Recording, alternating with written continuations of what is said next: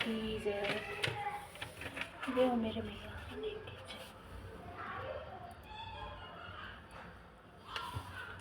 हे धन्य लक्ष्मी, हे वैभव लक्ष्मी, आप जैसे शीला की मनोकामना पूरी करी, वैसे सबकी मनोकामना पूरी करो, सबका कल्याण करो। जय हो मेरी मैया।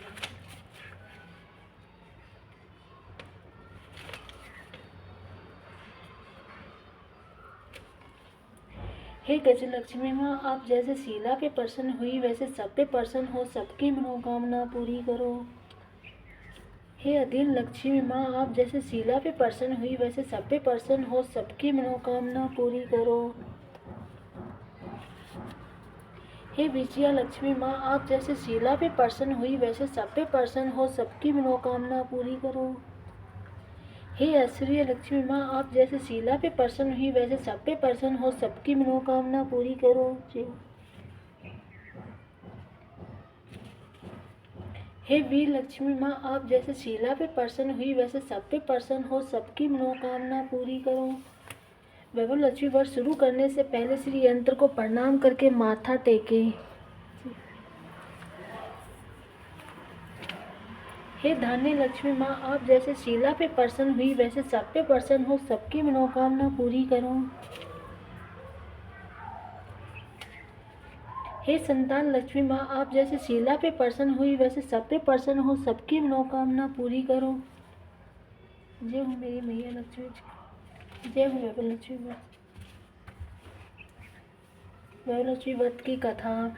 एक बड़ा शहर था। शहर में लाखों लोग रहते थे। पहले के ज़माने के लोग साथ साथ रहते थे, एक दूसरे के काम में आते रहते थे। पर नए ज़माने के लोगों का स्वरूप ही अलग सा है। सब अपने अपने कामों में रत रहते हैं, किसी को किसी की परवाह नहीं है और नहीं अपने सदस्यों को भी एक दूसरे की परवाह नहीं है। भजन कीर्ति भक्ति भाव दया प्रोकाम जैसे संस्कार कम ही हो गए हैं। शहर में बुराइयां बढ़ गई है। शराब जुआ रेक चक्कर वगैरह आदि बहुत सी गुनाह शहर में होते हैं। कहावत है कि हजारों निराशाओं में एक अमर आशा छिपी रहती है। इसी तरह सारी बुराइयों के बावजूद शहर में कई लोग अच्छे भी रहते हैं। एक अच्छे लोगों में शीला और उसके पति की गृहस्थी मानी जाती थी। शीला धार्मिक प्रकृति और संतोषी थी। उसका पति विवेकी और सुशील था। शीला और उसका पति ईमानदारी से जीते थे। वह किसी की बुराइयां नहीं करते थे। प्रभु भजन में अच्छी तरह समय व्यतीत कर रहे थे। उनकी गृहस्थी आदर गृहस्थी थी और शहर के लोग उनकी गृहस्थी की सराहना करते रहते थे। शीला की गृहस्थी इसी तरह सुखी खुशी खुशी चल रही थी। पर कहा जाता है कि कर्म की गति अक्ल है, विधाता के लेख किसी को कोई भी नहीं जान सकता। इंसान का नसीब पल में राजा को रंक बना देता है और रंक को राजा बना देता है। शीला के पति के अगले जन्म के कर्म भोगने बाकी रह गए थे। वह बुरे लोगों के साथ दोस्ती कर बैठा। वह जल्द से जल्द करोड़पति होने के ख्वाब देखने लगा। इसीलिए वह गलत रास्ते पर चढ़ गया और करोड़पति की बजाय रोडपति बन गया। रास्ते का भटकते भिखारी जैसी उनकी हालत हो गई। इसी शहर में शराब जुआ रेक गांजा वगैरह फैली हुई थी। इसमें शीला और उसके पति सुशील शीला का पति भी जल्द से जल्द पैसे वाला बनने की लालच में दोस्तों के साथ रेस जुआ में खेलने लगा। इसी तरह बचाई हुई धनराशि पत्नी के गहने सब कुछ रेस जुआ में गवा दिया। इसी तरह एक वक्त ऐसा था कि वह सुशील पत्नी शीला के साथ मजे में रहता था और प्रभु भजन में सुख शांति के व्यतीत करता था। उसके बजाय घर में दरिद्रता और भूखमरी फैल गई थी। सुख के खाने के बजाय 2 वक्त के भोजन के लाले पड़ गए थे और शीला को पति की गालियां खाने का वक्त आ गया था। शीला सुशील और संस्कारी स्त्री थी। उसको पति के बर्ताव से बहुत दुख हुआ, किंतु भगवान पर भरोसा रखकर वह बड़ा दिल रखकर दुख सहने लगी। कहा जाता है सुख के पीछे दुख और दुख के पीछे सुख आता ही रहता है, इसलिए दुख के बाद सुख आएगा ही। ऐसी श्रद्धा के साथ शीला प्रभु भक्ति में लीन रहने लगी। इसी तरह शीला से दुख सहते सहते प्रभु भक्ति में बिताने लगी। अचानक एक दिन दोपहर के द्वार पर किसी ने दस्तक दी। शीला सोच में पड़ गई कि मुझ जैसे गरीब के घर इस वक्त कौन आया है। फिर भी वह द्वार पर आए हुए अतिथि का आदर करना चाहिए। ऐसे धार्मिक और संस्कारी वाली शीला ने खड़े होकर द्वार खोला। देखा तो सामने एक खड़ी थी। वह बड़ी उम्र की लगती थी, किंतु उन्हें चेहरे पर अलौकिक तेज निखर रहा था। उनकी आंखों में से मानो अमृत बह रहा था। उसका वैभव चेहरा चमक रहा था और प्यार से छलकता था। उनको देखते ही शीला के मन में अपार शांति छा गई। वैसे शीला उस माजी को पहचानती न थी, फिर भी उनको देखकर शीला के मन में रोम रोम सा आनंद छा गया। शीला माजी को आदर के साथ घर में ले आई। घर में बिठाने के लिए कुछ भी नहीं था, अतः शीला ने संकोच कर एक फटी हुई चद्दर उनको पर बिठाया। माजी ने कहा, क्यों शीला, मुझे पहचाना नहीं? शीला ने संकोच कर कहा, माँ, आपको देखते ही बहुत खुशी हो रही है, परंतु बहुत शांति हो रही है। ऐसा लगता है जैसे मैं बहुत दिनों से जिसे ढूंढ रही हूँ वे आप ही हो, पर मैं आपको पहचान नहीं सकती। माजी ने हंसकर कहा, क्यों भूल गई? हर शुक्रवार को लक्ष्मी जी के मंदिर में भजन कीर्तन होते थे, तब मैं भी वहाँ आती थी और वहाँ हर शुक्रवार को हम मिलते थे। पति गलत रास्ते पर चढ़ गया है, तब से शीला बहुत दुखी हो गई और दुखी की मारी वह लक्ष्मी जी के मंदिर भी नहीं जाती थी। बाहर से लोगों के साथ नजर मिलाने में उसे शर्म लगती थी। उसने याददाश्त पर जोर दिया, पर वह माजी को याद नहीं आ रही थी। तभी माजी ने कहा, तू लक्ष्मी जी के मंदिर में कितने मधुर भजन गीत गाती थी, अभी अभी तू दिखाई नहीं दी, इसलिए मुझे लगा कि तू कहीं क्यों नहीं आती है, कहीं बीमार तो नहीं हो गई है। ऐसा सोचकर मैं तुमसे मिलने चली आई। माजी के अति प्रेम भरे शब्दों से शीला का हृदय पिघल गया। उसकी आंखों में से आंसू आ गए। माजी के सामने वह बिलख बिलख कर रोने लगी। यह देखकर माजी शीला के नजदीक सरक के और उसकी सिसकती पीठ पर प्यार भरा हाथ फेर कर सांत्वना देने लगी। माजी ने कहा, बेटी, सुख और दुख तो धूप और छांव जैसे हैं। सुख के पीछे दुख और दुख के पीछे सुख आता ही रहता है। धैर्य रखो बेटी। और तुझे क्या परेशानी है? तेरे दुख की बात मुझे बता, तेरा मन भी हल्का हो जाएगा और तेरे दुख का कोई उपाय भी मिल जाएगा। माजी की बात सुनकर शीला के मन में शांति मिली और उसने माजी को कहा कि माँ, मेरी गृहस्थी में भरपूर सुख और खुशियाँ भी थी। मेरे पति भी सुशील थे। भगवान की कृपा से पैसे की बात में भी हमें संतोष था। हम शांति से गृहस्थी भी चलाते थे, ईश्वर भक्ति में अपना वक्त व्यतीत करते थे, पर हमारा भाग्य ही हमसे रूठ गया। मेरे पति को बुरी दोस्ती हो गई। बुरी दोस्ती की वजह से वह शराब, जुआ, रेस, गांजा वगैरह आदतों के शिकार हो गए और उन्होंने सब कुछ गंवा दिया और हम रास्ते के भिखारी जैसी हालत हो गई है। यह सुनकर माजी ने कहा, सुख के पीछे दुख और दुख के पीछे सुख आता ही रहता है। ऐसा कहा जाता है कि कर्म की गति न्यारी होती है।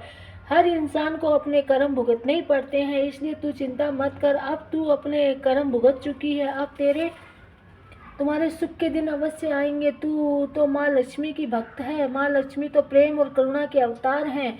वे अपने भक्तों पर हमेशा ममता रखती है, इसलिए तू धैर्य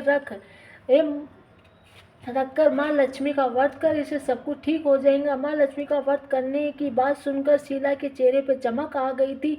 उसने पूछा, माँ, लक्ष्मी का व्रत कैसे किया जाता है और मुझे समझाइए, मैं यह व्रत अवश्य करूँगी। माजी ने कहा, बेटी, लक्ष्मी जी का व्रत तो बहुत सरल है।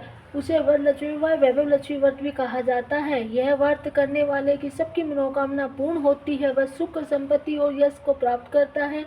ऐसा कर माजी वैभव लक्ष्मी व्रत की विधि कहने लगी।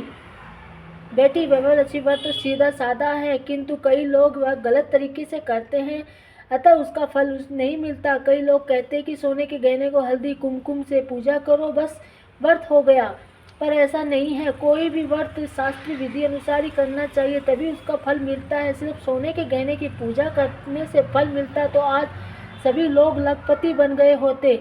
सच्ची बात यह है कि सोने के गहनों की भी विधि पूजन करना चाहिए। व्रत का उद्यापन विधि भी शास्त्र विधि मुताबिक ही करना चाहिए, तभी यह वैभव लक्ष्मी व्रत फल देता है। यह व्रत शुक्रवार को करना चाहिए। सुबह स्नान करके स्वच्छ कपड़े पहनो। सारा दिन मन में जय माँ लक्ष्मी की रट करते रहो। किसी की चुगली नहीं करनी चाहिए। शाम को पूर्व दिशा में मुख करके इसी तरह आसन पर बैठ जाओ। सामने पाटा रखकर उसके ऊपर रुमाल रखो। रुमाल पर चावल का छोटा सा ढेर करो। उस ढेर पर पानी से भरा तांबे का कलश रखो और सोने का गहना रखो। सोने का न तो चांदी भी चलेगी, चांदी नहीं है तो नगद रुपया भी चलेगा। बाद में घी का दीपक जलाकर धूम पर से सुंगला कर रखो। माँ लक्ष्मी के बहुत स्वरूप है और माँ लक्ष्मी जी को श्री यंत्र अति प्रिय है, अतः वैभव लक्ष्मी व्रत के पूजन विधि करते वक्त सो प्रथम श्री यंत्र को श्री लक्ष्मी जी की विधि स्वरूपों को सच्चे हृदय से दर्शन करो। फिर इस पुस्तक के अगले पाठ में जो श्री यंत्र माँ लक्ष्मी जी की विधि स्वरूपों को छवि को दी गई है, उनके बाद लक्ष्मी समस्त का पाठ करो। बाद में कटोरी में रखे हुए गहने या रुपए को हल्दी कुमकुम और चावल चढ़ाकर पूजा करो और लाल रंग का फूल चढ़ाओ। शाम को कोई भी मीठी चीज़ बनाकर उसका प्रसाद रखो। न हो सके तो शक्कर भी चलेगा, शक्कर न तो गुड़ भी चल सकता है। फिर आरती करके 11 बार सच्चे हृदय से जय माँ लक्ष्मी माँ बोलो। बाद में 11 या 21 शुक्रवार व्रत करने का दृढ़ संकल्प करो, माँ के सामने करो और आपकी जो भी मनोकामना हो पूरी करने के लिए माँ लक्ष्मी की विनती करो। फिर प्रसाद बांट दो और थोड़ा प्रसाद अपने लिए रखो। अगर आप में शक्ति हो तो सारा दिन उपवास रखो, सिर्फ प्रसाद खाकर शुक्रवार का व्रत करो। न शक्ति हो तो एक बार भी शाम को प्रसाद ग्रहण करते समय खाना खा लो। अगर थोड़ी भी शक्ति न हो तो 2 बार भोजन कर सकते हैं। बाद में कटोरी में रखा हुआ गहना या रुपया ले लो। कलश का पानी तुलसी जी के क्यारे में डाल दो और चावल पक्षियों को डाल दो। इसी तरह शास्त्र विधि अनुसार ये व्रत करना चाहिए, उसका फल अवश्य मिलता है। इस व्रत के प्रभाव से सब प्रकार की विपत्ति दूर होती है और हर आदमी को मालामाल हो जाता है। संतान न हो से संतान प्राप्त होती है। सौभाग्य स्त्री का सौभाग्य अखंड रहता है। कंवारी लड़की को मनवांछित पति मिलता है।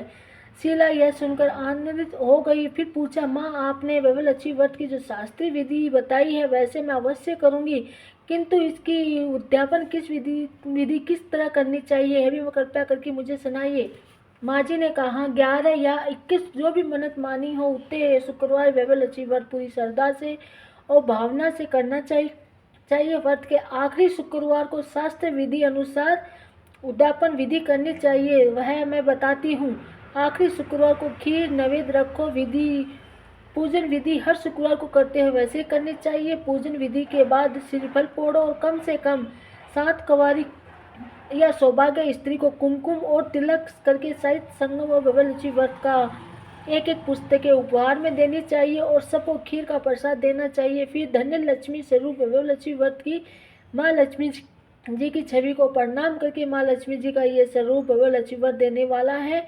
प्रणाम करके मन ही मन में भावुक से जो माँ से प्रार्थना करते वक्त कहें कि हे माँ धन्य लक्ष्मी माँ, हे माँ विवलक्षी माँ, मैंने सच्चे हृदय से आपका विवलक्षी व्रत पूर्ण किया है, तो हे माँ हमारी जो भी मनोकामना है वो बोलो और कि माँ हमारी मनोकामना पूर्ण करो, हमारे सबका कल्याण करो। जिसे संतान है उसे संतान देना, सौभाग्य स्त्री का सौभाग्य अखंड रखना, कंवारी लड़की को मनवांछित पति देना। यह आपका चमत्कार विवलक्षी व्रत जो करे उसकी सबकी विपत्ति दूर करना, सबको सुखी करना। हे माँ आपकी महिमा अपरंपार है। इसी तरह माँ को प्रार्थना करके माँ लक्ष्मी जी की धन्य लक्ष्मी स्वरूप को भाव से वंदन करो। माँ जी के पास से विवलक्षी व्रत की शास्त्रीय विधि अनुसार विधि सुनकर शीला भाविक बोल और उठी। उसे लगा मानो जैसे सुख का रास्ता मिल गया हो। उसने आंखें बंद कर मन ही मन में उसी समय संकल्प लिया कि हे विवलक्षी माँ, मैं माँ जी के कहे मुताबिक श्रद्धा से शास्त्रीय विधि अनुसार विवलक्षी व्रत 21 शुक्रवार तक करूँगी और व्रत की शास्त्रीय विधि अनुसार उद्यापन भी करूँगी। शीला ने संकल्प करके आंखें खोली तो सामने कोई न था। वह विस्मित हो गई कि माँ जी कहाँ गए। यह माँ जी कोई दूसरा न था, साक्षात माँ लक्ष्मी ही थी। शीला लक्ष्मी जी की भक्ति, इसलिए अपने भक्तों को रास्ता दिखाने के लिए माँ लक्ष्मी ने देवी माँ जी का स्वरूप धारण करके शीला के पास आ गई थी। दूसरे दिन शुक्रवार था। सवेरे स्नान करके सरस कपड़े पहने कर शीला ने मन ही मन में श्रद्धा से पूरे भाव से जय माँ लक्ष्मी माँ, जय माँ लक्ष्मी माँ मन में रट करने लगी। सारा दिन किसी की चुगली नहीं की। शाम हुई तब वह हाथ पाँव मुँह धोकर शीला ने पूर्व दिशा में मुँह करके बैठ गई। घर में पहले सोने के बहुत गहने थे, पर पति देव ने गलत रास्ते पर चढ़ गया, तब से गहने गिरवी रख दिए थे। पर नाक की चुन्नी बची थी। नाक की चुन्नी निकालकर उसे धोकर शीला ने कटोरी में रखी। सामने पाटे पर रुमाल रखकर मुट्ठी भर चावल का ढेर किया। उस पर तांबे का कलश रखकर पानी भरकर रखा। उसके ऊपर चुन्नी वाली कटोरी रखी। फिर माँ जी ने कही थी वही शास्त्रीय विधि अनुसार वदन पूजन वगैरह किया और घर में थोड़ा सी शक्कर थी वह प्रसाद में रखकर विवलक्षी व्रत किया। यह प्रसाद पहले पति को खिलाया। प्रसाद खाते ही पति के स्वभाव में फर्क पड़ गया। उस दिन से उसने शीला को मारा नहीं, सताया भी नहीं। शीला को बहुत आनंद हुआ उसके मन में वैवलक्ष्मी व्रत के लिए श्रद्धा बढ़ गई। शीला ने पूर्ण श्रद्धा भक्ति से 21 शुक्रवार तक वैवलक्ष्मी व्रत किया था। 21 शुक्रवार को माँ जी के कहे मुताबिक उद्यापन विधि तक करके 7 स्त्रियों को वैवलक्ष्मी व्रत की पुस्तकें उपहार में दी। फिर माता जी के एक वैवलक्ष्मी व्रत सूर्य को वंदन करके भाव से मन ही मन प्रार्थना करने लगी कि हे धन्य लक्ष्मी माँ, मैंने आपका वैवलक्ष्मी व्रत करने का जो मन्नत मानी थी वह बात आज पूर्ण किया है। हे माँ, मेरी हर विपत्ति दूर करो, हमारा सबका कल्याण करो। जिसे संतान न हो उसे संतान देना, सौभाग्य स्त्री का सौभाग्य अखंड रखना, कंवारी लड़की को मनवांछित पति देना। आपका यह चमत्कारी वैवलक्ष्मी व्रत करे, उसकी सबकी विपत्ति दूर करना, सबको सुखी करना। हे माँ, आपकी महिमा अपरंपार है। ऐसा बोलकर लक्ष्मी जी के धन्य लक्ष्मी स्वरूप की छवि को प्रणाम किया। इसी तरह शास्त्र विधि अनुसार शीला ने श्रद्धा से व्रत किया और तुरंत ही उसे फल मिल गया। उसका पति गलत रास्ते पर चढ़ गया था, वह अच्छा आदमी हो गया, कड़ी मेहनत करने के व्यवसाय करने लगा। माँ लक्ष्मी की वैवलक्ष्मी व्रत के प्रभाव से उसको ज़्यादा मुनाफा होने लगा। उसने तुरंत शीला की गिरवी रखे गहने छुड़वा लिए। घर में धन्य सी बाढ़ आ गई। घर में पहले से सुख शांति छा गई। वैभवलक्ष्मी व्रत का प्रभाव देखकर मोहल्ले की दूसरी स्त्रियां भी शास्त्रीय विधि अनुसार वैभवलक्ष्मी व्रत करने लगी। हे धन्य लक्ष्मी, आप जैसे शीला पे प्रसन्न हुई उसी तरह सब पे प्रसन्न हो। आपका व्रत करने वाले पर सब पे प्रसन्न हो, सबको सुख शांति देना। हे धन्य लक्ष्मी माँ, हे वैभवलक्ष्मी माँ।